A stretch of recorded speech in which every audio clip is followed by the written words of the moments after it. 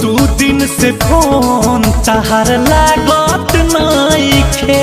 अरे का बताई नया नंबर से कॉल कैलो कैसे? अरे अपना सखी के मोबाइल से कॉल कैनी है। बोला ना का तू दिन से फोन तहर लागत नइखे। प्रॉब्लम बा नया नंबर से कॉल कैलो कैसे? अरे का बताई अपना रहब हम मिले आवतनी। दुआरा पर भाई लेके बैठल बा गड़ासी। जानी आई हजान ना तो बोटी बोटी काटी जान हे सोना लगा तो हमार कहतिया माई नतियो के भेज दे हम समसान। जान मारई बुका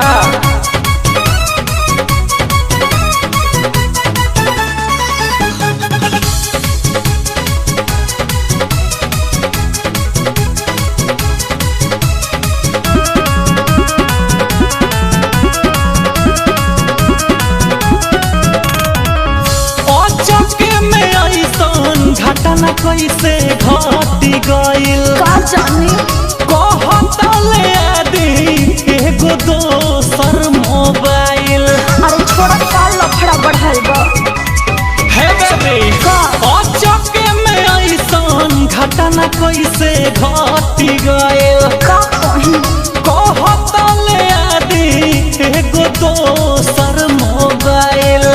अरे छत पे बात करत में भैया सुन लिहला। छत पे बात करत में भैया सुन लिहला। तुम बलिया टप से हथवा में से छीन लिहला। तुम बलिया टप से हथवा में से छीन लिहला। देवे खातिर रखले रही प्यार के निशानी। दुआरा पर भाई लेके बैठल बा गड़ासी। जानी आई हजान ना तो बोटी बोटी काटी जान हे सोना लगा तो हमार कहतिया माई नतियो के भेज दे हम समसान।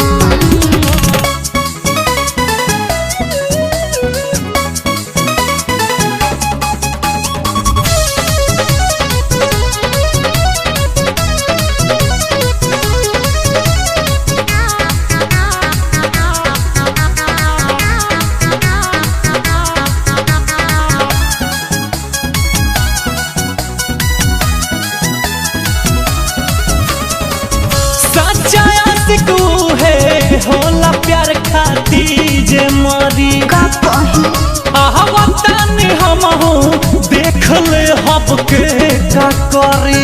अरे हम का जाना तुम ऐसे हो जाए समझे सच्चा आशिक है होला प्यार खाती जे मरी। आहवतानी हमहू डर नहीं खा के का करी। अरे टेंशन ना लो रंजित खिड़की से फान आइबो।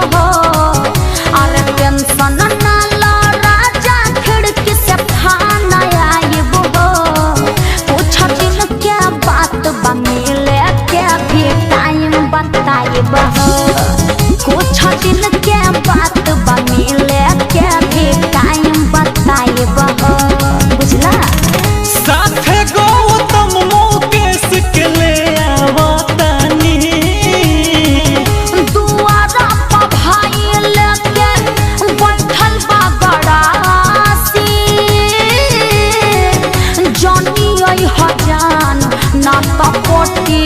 पट